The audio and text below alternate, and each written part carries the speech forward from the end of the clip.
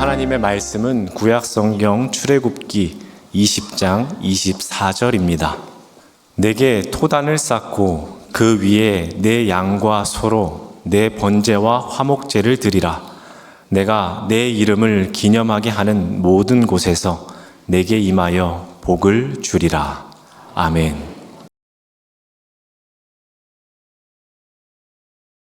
오늘은 이노베이트 복받는 자리라는 제목으로 말씀을 전하도록 하겠습니다. 이 바둑을 두는 사람들이 하는 유명한 말이 있습니다. 지는 사람은 질 자리에다 바둑알을 놓고 이기는 사람은 이길 자리에다가 바둑을 놓는다라는 말이 있습니다. 이 바둑알을 놓는 당사자는 잘 모릅니다. 그런데 옆에서 지켜보는 사람들은 그 수가 보일 때가 있습니다. 그래서 바둑알을 놓을 때 옆에서 보면서 속으로 생각합니다. 거기다 놓으면 안 될 텐데 라고 하면 그 한 수 때문에 대마가 죽는 일이 생기기도 합니다. 반면에 아주 바둑알 하나를 잘 놓습니다. 야, 이거는 신의 한 수야 라고 했을 때에 다 죽었던 대마가 살아나서 결국에는 대국에서 승리하는 것을 볼 때가 있습니다. 이 수싸움이 중요한 바둑에서 이 지는 사람은 질 자리에 바둑알을 놓는 것을 잘 인지하지 못합니다. 이 질 자리에 바둑알을 놓았음에도 불구하고 자신은 바둑알을 잘 놓았다고 착각하게 됩니다. 그리고 그 자리에 놓았을 때 대마가 죽는 줄도 모르고 바둑알을 놓는 경우도 있습니다. 하지만 이기는 사람은 이길 자리를 잘 알고 그 자리에 바둑알을 놓습니다. 비록 한 수이지만 그 자리를 통해서 기사회생해서 승패를 또 뒤집는 경우도 있습니다. 이 바둑 대국에서 승리하기 위해서 필요한 것이 무엇입니까? 그것은 이 질 자리와 이길 자리를 잘 구분하는 것입니다. 그래서 이길 자리에 이 타이밍에 맞춰서 내 바둑알이 놓여져 있을 때에 이 승리와 가까워지는 법입니다. 이 하나님의 복을 받는 비결도 이와 마찬가지입니다. 하나님의 복을 받는 자리에 가 있어야 합니다. 자, 그렇다면 이 하나님의 복을 받는 자리는 어디이겠습니까? 오늘 말씀에서 이렇게 가르쳐주고 있습니다. 오늘 본문 출애굽기 20장 24절 말씀을 다시 한번 보겠습니다. 내게 토단을 쌓고 그 위에 내 양과 소로 내 번제와 화목제를 드리라. 내가 내 이름을 기념하게 하는 모든 곳에서 내게 임하여 복을 주리라. 이 하나님의 이름을 기념하는 모든 곳에서 하나님께서 친히 임하셔서 거기에 있는 사람들에게 복을 주신다고 약속하십니다. 자, 그렇다면 중요한 것은 이 하나님의 이름을 기념하는 곳이 어디인가라는 것입니다. 하나님께서는 이 부분에 대해서 분명하게 말씀하시기를 흙으로 제단을 쌓고 제물을 드리라고 말씀하십니다. 여러분, 흙으로 제단을 쌓는 것보다 돌로 제단을 쌓는 게 훨씬 좋습니다. 이왕이면 이렇게 좀 못생긴 돌보다 잘생긴 돌로, 그리고 잘 깎여진 돌로 제단을 쌓는 것이 더 좋습니다. 그런데 하나님께서는 토단으로 제단을 쌓으라고 말씀하십니다. 이것은 하나님께 드리는 제사는 이 제단이 중요한 것이 아니라 그 제단에 나오는 사람들의 마음이 중요한 것을 강조하고 있는 것입니다. 그 제단에 나와서 번제와 화목제를 드리는 그 사람의 마음이 중요함을 강조하고 있습니다.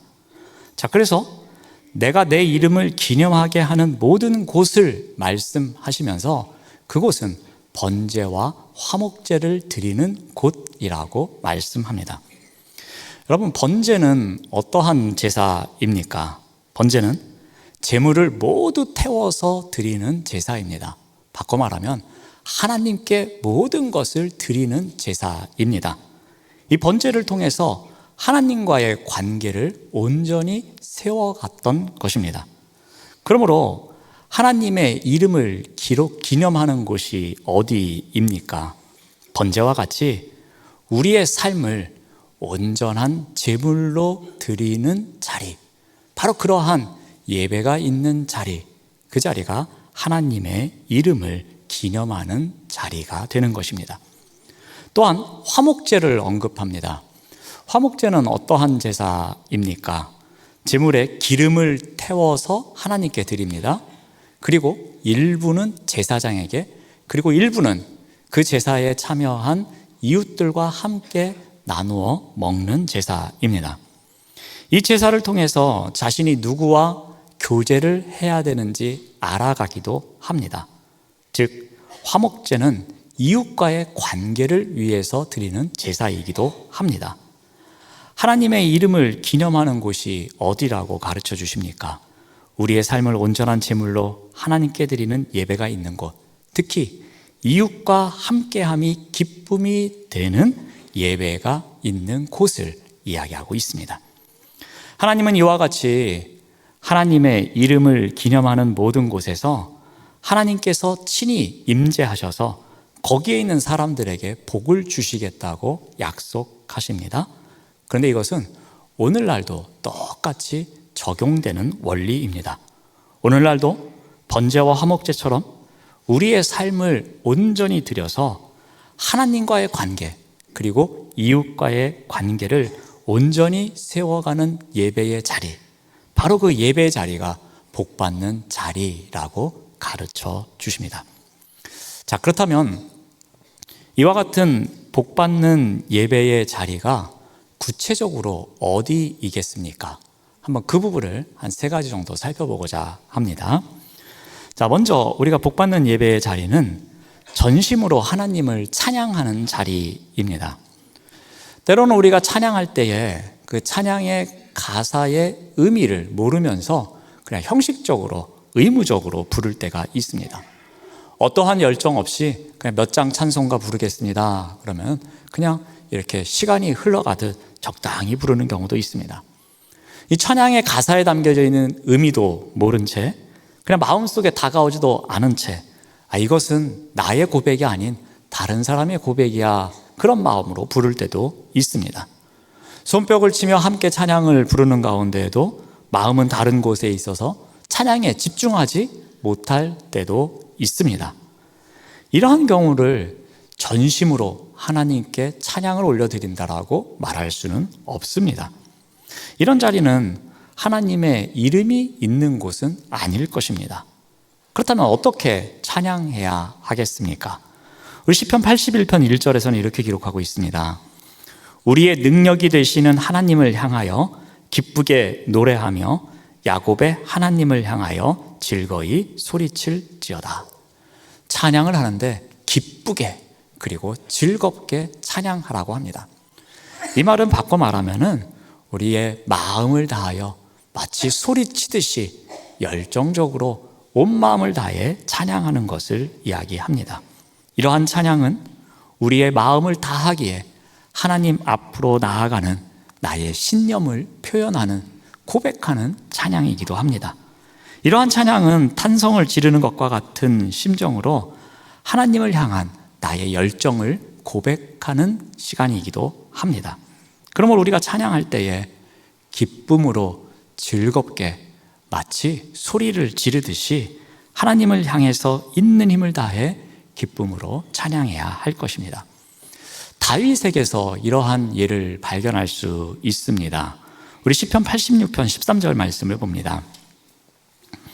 이는 내게 향하신 주의 인자하심이 크사 내 영혼을 깊은 수월에서 건지셨음이니이다. 다윗은 이 하나님의 인자하심이 없었으면 자신은 이미 스올에 가 있을 사람이라고 말합니다. 그러나 하나님의 사랑과 은혜가 있었기에, 인자하심이 있었기에 현재 자신이 있음을 고백합니다. 그래서 그 은혜에 감사하는 삶을 살아가기 위해서 어떻게 해야 하는가 하면은 12절에 이렇게 결단하고 있습니다. 주 나의 하나님이여 내가 전심으로 주를 찬송하고. 은혜에 감사하는 삶을 살아가기 위해서 온 마음을 다해 주를 찬양하는 삶을 살아가겠노라고 결단합니다. 지금 자신의 존재 자체가 은혜였습니다. 그래서 감사가 넘쳐납니다. 이 감사가 넘쳐나는 삶을 고백하기 위해서 찬송을 부릅니다. 삶 자체가 찬양이었습니다. 마치 탄성을 지르듯이 온 마음을 드리는 그러한 심정으로 하나님을 향한 찬송의 고백을 드리고 있습니다. 기쁨으로 소리치는 심정으로 찬양하고 있습니다. 그래서 히브리서 기자도 이러한 찬양의 중요성에 대해서 다음과 같이 증거하고 있습니다. 우리 히브리서 13장 15절 말씀을 봅니다. 그러므로 우리는 예수로 말미암아 항상 찬송의 제사를 하나님께 드리자. 이는 그 이름을 증언하는 입술의 열매니라. 찬양은 입술이 맺을 수 있는 가장 아름다운 열매라고 말합니다. 왜냐하면 이 찬송을 드리는 그 입술을 통해서 예수 그리스도가 증거되고 있기 때문입니다. 그러니까 우리의 찬송을 통해서, 그 찬송의 고백을 통해서 입술의 열매를 맺을 수 있는데, 그 열매가 무엇이냐 하면은 예수 그리스도를 전파하는 것이 되고 있다는 것입니다. 그러므로 우리의 찬양은 곧 복음이 되고 있는 것입니다. 그러므로 우리가 찬양하는 자리로 나아갈수록 하나님의 구원에 대한 감사하는 축복의 길을 걸어가는 것입니다. 찬양을 많이 하는 것, 그 찬양의 고백이 넘쳐나면 넘쳐날수록 하나님께서 내려주시는 복을 누리며 살아간다는 것입니다. 찬양을 많이 하면 할수록 입술의 열매를 더욱 풍성히 맺을 수 있으며, 바로 그 자리가 하나님께서 주시는 복 주는 자리라는 것입니다. 이것을 꼭 기억하시길 바랍니다. 자, 두 번째로 복받는 예배의 자리는 하나님의 말씀이 선포되는 자리입니다. 우리 사도행전 6장 7절 말씀을 봅니다. 하나님의 말씀이 점점 왕성하여 예루살렘에 있는 제자의 수가 더 심히 많아지고 허다한 제사장의 무리도 이 도에 복종하니라. 여기서 우리가 눈여겨볼 부분이 있는데요, 허다한 제사장의 무리 이야기가 나옵니다. 이 허다한 제사장의 무리에게 무슨 일이 생겼는가 하면 기독교로 개종하는 일이 발생합니다. 그들은 지금까지 그리스도인들을 박해하는 사람들이었습니다. 그런데 예루살렘 교회에 하나님의 말씀이 점점 왕성하여지는 모습을 보고서 기독교로 개종했다는 사실입니다. 여러분, 제사장이 유대교에서 기독교로 개종했다는 것은 매우 중요한 의미를 담고 있습니다. 제사장이 개종을 했다는 것은 그가 지금까지 누려왔던 모든 특권, 그리고 권력, 그리고 생계를 이어갈 수 있었던 모든 수단을 내려놓는다는 의미이기도 합니다. 제사장들이 이와 같이 자신들의 생계를 포기하면서까지 개종했다는 것은 무엇을 의미하고 있습니까? 그들은 복받는 자리가 어디인지 알고 있다는 말입니다. 그들은 생계를 잃어버리는 것과 같은 중대한 사안이 눈앞에 놓여 있음에도 불구하고 기독교가 복받는 자리임을 확신했다는 말입니다. 복받는 자리에 있기 위해서 과감하게 결단했다는 말입니다. 근데 성경은 어떻게 이 일이 가능했다고 기록하고 있습니까? 바로 하나님의 말씀이 있었기에 가능했다는 것입니다. 제사장들은 하나님의 말씀이 살아 역사하는 자리, 그래서 점점 사람들이 많아지는 자리, 교회가 놀라울 정도로 성장하고 부흥하는 자리, 그래서 사람들이 모일 때마다 헌신하고 봉사하며 제자로 서가고 있는 자리, 그 자리에서 그러한 모습을 목격한 것입니다.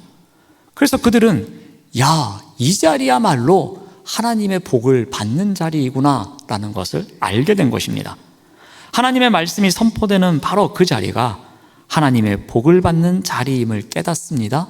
그래서 그들은 그 자리로 나아가게 된 것입니다.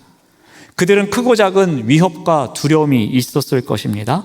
그럼에도 불구하고 복 받는 자리가 어디인지 알고 그 자리로 나아가게 된 것입니다. 그런데 여러분, 이러한 진리는 오늘날에도 똑같이 유효합니다. 오늘날 교회 성장의 전략으로 다양한 이론들이 제기되고 있습니다. 하지만 2000년 전이나 지금이나 하나님 교회의 부흥은 여전히 하나님의 말씀에 달려 있습니다. 그러므로 지금도 하나님의 말씀이 선포되는 그 자리가, 하나님의 말씀이 살아 역사하는 그 자리가 복받는 자리임을 기억해야 할 것입니다. 몇 주 전의 일이었습니다. 예배 후에 이렇게 인사하는데 처음 뵙는 분이 제 앞으로 오시더니 본인이 선교사이신데 잠깐 이야기할 수 있느냐고 말씀하십니다.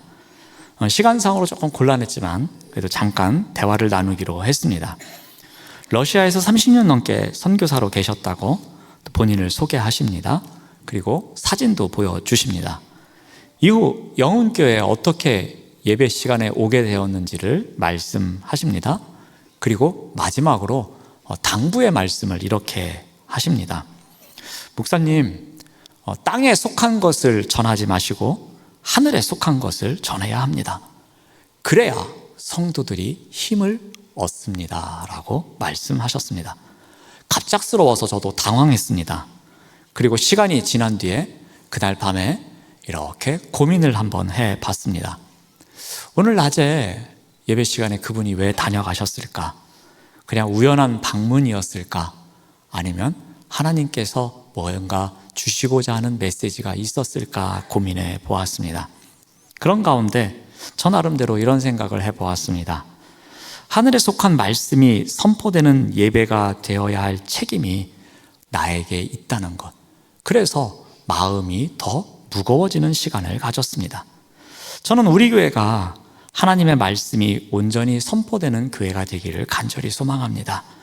하나님의 말씀이 선포되는 자리마다, 하나님의 말씀의 능력으로 선포되는 자리마다, 하나님의 말씀이 이끌어가는 삶 속에서 하나님의 말씀이 주는 복을 누리는 놀라운 역사가 나타나기를 간절히 소망합니다.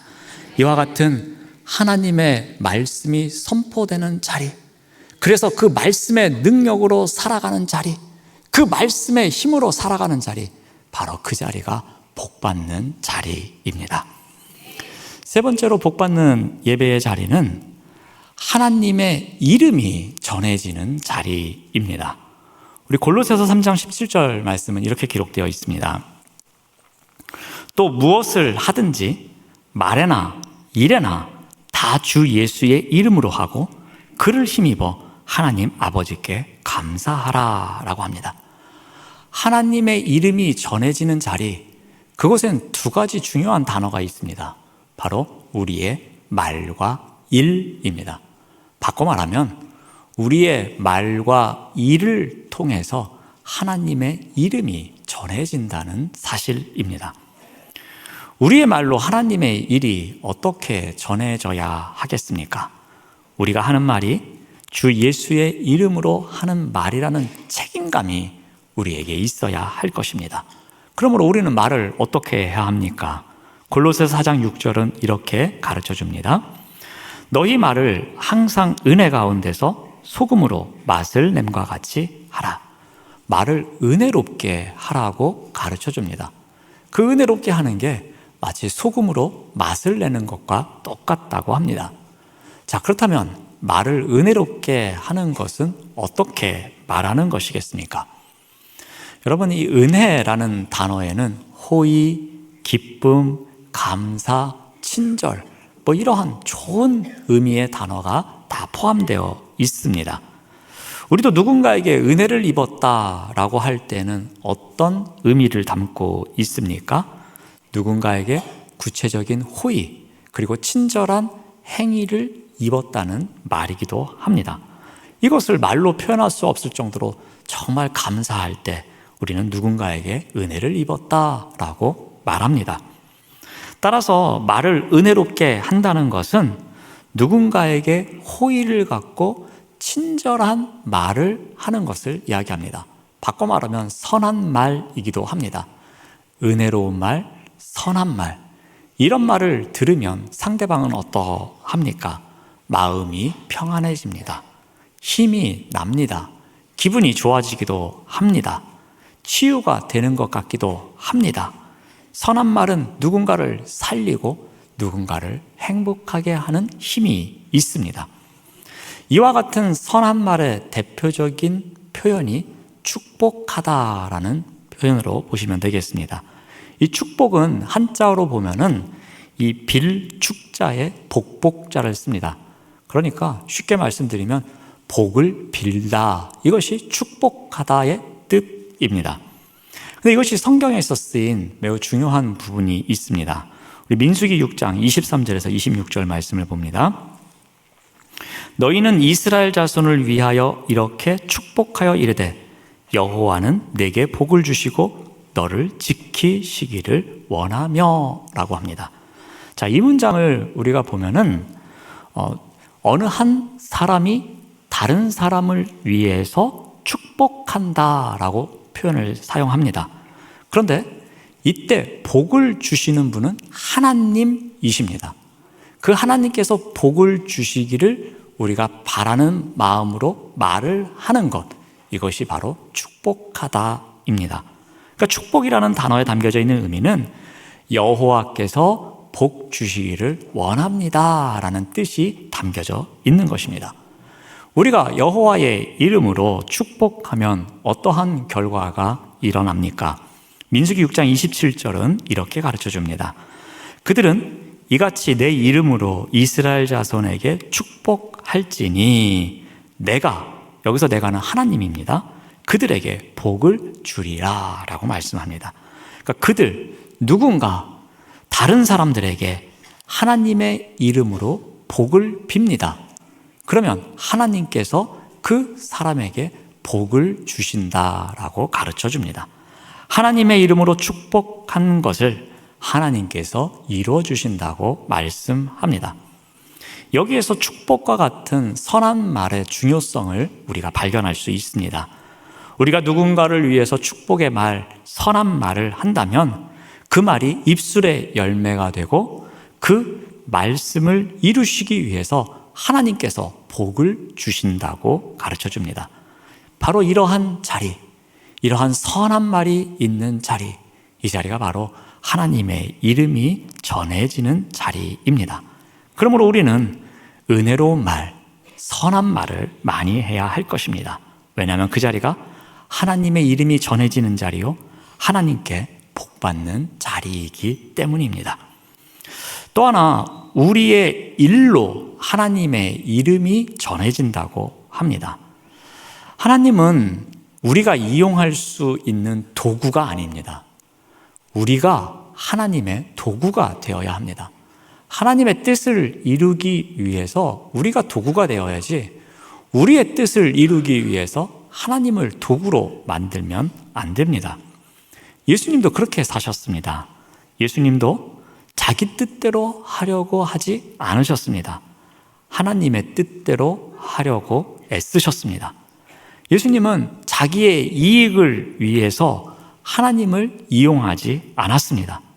오직 하나님의 뜻을 이루시기 위해서 죽기까지 순종하는 삶을 살아내셨습니다. 우리 또한 그 예수님의 이름으로 살아가는 존재이기에 우리 또한 그렇게 살아가야 할 것입니다.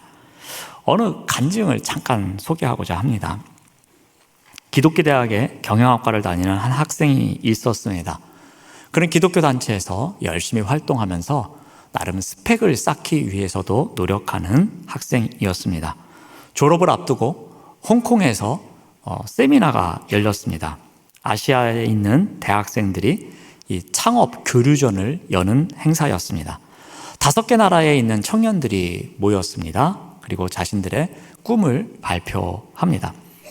한국에서 온 청년들은 이렇게 말합니다. 이곳에서 어떤 한 아이템을 발견해서 그것을 갖고 돌아가 한국의 빌 게이츠가 되는 게 꿈이라고 말합니다. 그러니까 이 대회에 와서 좋은 아이템 하나 우리가 찾아서 그것으로 우리를 위해서 살아가겠다고 그렇게 이야기합니다. 그런데 대회에 참석한 해외팀들은 대부분 이렇게 말을 합니다. 우리나라에 이러한 문제가 있는데 어떻게 하면 그 문제를 해결할 수 있을까? 우리는 그 방법을 찾고 있노라고.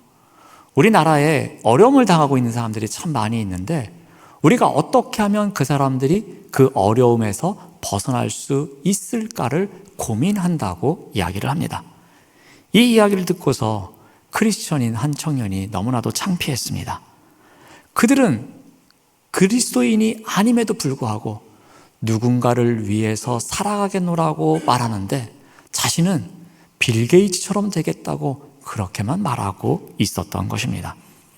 대회를 마치고 비행기를 타고 돌아오는 길에 비행기 안에서 고민하며 기도합니다. 그는 근본적인 질문을 하나님께 던집니다.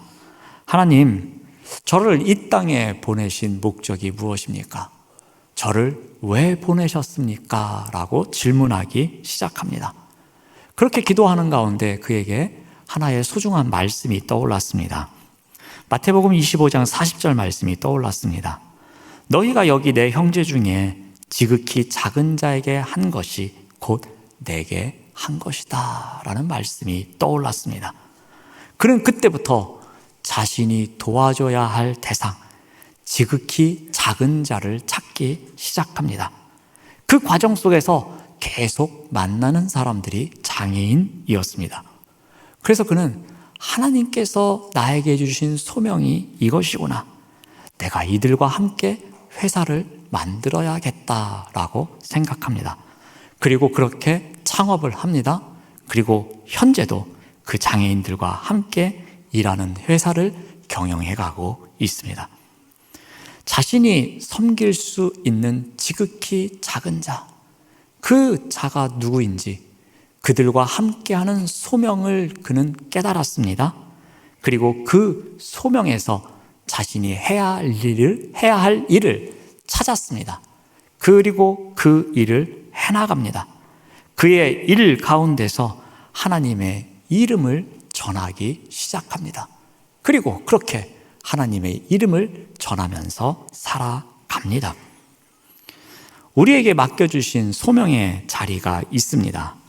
그곳에서 우리가 부족하지만, 우리가 나약하지만 우리의 일을 신실하게 감당해 가며 살아갑니다. 그렇게 살아갈 때에 바로 그 일을 하는 자리가 하나님의 이름이 전해지는 자리가 되는 것입니다. 작은 하나님의 나라를 만들어 가지만 바로 그 자리가 하나님의 이름이 전해지는 자리요, 하나님께 복받는 자리가 되는 것입니다. 사랑하는 여러분, 복받는 자리에 있어야 복을 받을 수 있습니다. 그러므로 우리는 복받는 자리에 나아가야 할 것입니다. 그렇다면 복받는 자리는 어디입니까? 그 자리는 하나님의 이름을 기념하는 자리입니다. 이것은 바꿔 말하면 하나님을 예배하는 자리입니다. 그 자리는 구체적으로 어떠한 자리였습니까? 전심으로 하나님을 찬양하는 자리입니다. 찬양을 통해서 입술의 열매를 맺는 자리가 바로 복받는 자리라고 합니다. 또한 하나님의 말씀이 선포되는 자리입니다. 하나님의 말씀이 이끌어가는 삶 속에서 하나님의 말씀의 능력을 경험하면서 하나님의 말씀이 주는 힘으로 살아가는 자리, 그 자리가 바로 복받는 자리입니다. 마지막으로 하나님의 이름이 전해지는 자리입니다. 우리에게 맡겨주신 소명의 자리에서 우리의 말과 일로 주님의 이름으로 이루어져 나갈 때 그 자리가 하나님의 이름이 전해지는 자리입니다. 그리고 그 자리가 복받는 자리입니다. 하나님의 이름이 거룩히 여김을 받고 하나님의 이름으로 헌신과 봉사가 이루어지는 곳, 그래서 하나님이라는 이름이 생각나는 곳, 하나님의 사람들이 하나님의 이름으로 모여 있는 곳, 바로 이런 곳에 있는 사람들에게 하나님의 복이 있다고 가르쳐 줍니다. 그래서 우리는 복받는 자리에 있어야 합니다. 이것이 바로 이노베이트입니다. 기도하겠습니다. 하나님 감사합니다. 하나님을 전심으로 찬양하며 하나님의 말씀이 온전히 선포되고 하나님의 이름을 널리 전하는 복받는 자리에서 살아가도록 인도하여 주시옵소서. 예수님의 이름으로 기도드립니다. 아멘.